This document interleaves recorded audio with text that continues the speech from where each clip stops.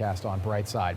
Back here at home, the red tide bloom just seems to be getting bigger and more deadly, affecting more areas. And Mote Marine seems to want to help in any way they can as hundreds of sea turtles, manatees, and now a growing number of dolphins continue to be found dead. While this is happening, the economy, dependent on tourism on our beaches, is taking a serious hit. And Brightside's Josh Sidorowicz is joining us live from Home Beach this morning, where another cleanup is expected to start. Josh, good morning.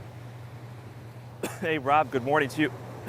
Sorry, I got to tell you, the burn in your throat, you can certainly feel it out here from this red tide here on Holmes Beach. But yes, volunteers are invited to come out here to 52nd Street starting at 8 a.m. to help clean up. And as we see the tide go out here this morning, we are expecting to see a lot more of this continuing to wash up. Dead fish, dead horseshoe crab here as this outbreak continues. Now, as volunteers step up to lend a hand here with this outbreak, the state is also stepping up as well.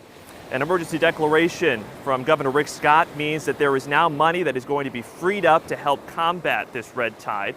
That splits up. There's about $500,000 that is going to be for an emergency grant specifically for Visit Florida and tourism, which, Rob, as you said, I mean, has really suffered tremendously, especially down here in the Sarasota, Manatee County areas.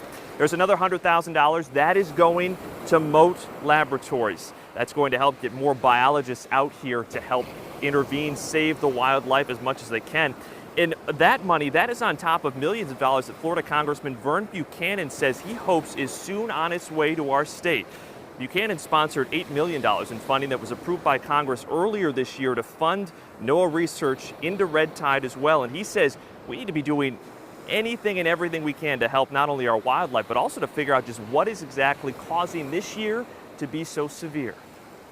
It's heartbreaking when you hear about the animals, 100 tons off our beaches.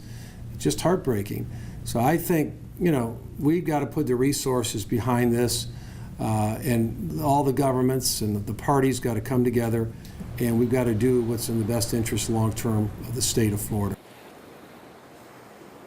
Back here live, and I think everyone would agree with that. Now, Congressman Buchanan says he hopes to know in the coming days just how much of that $8 million is actually going to be coming to us here in Florida. But in the meantime, for anyone here in the Holmes Beach area who is interested in helping to clean up, again, starts at 8 a.m. I've got that info posted on my Twitter if you want to go find it, the handle, Josh Sidorowicz. Rob, Grant.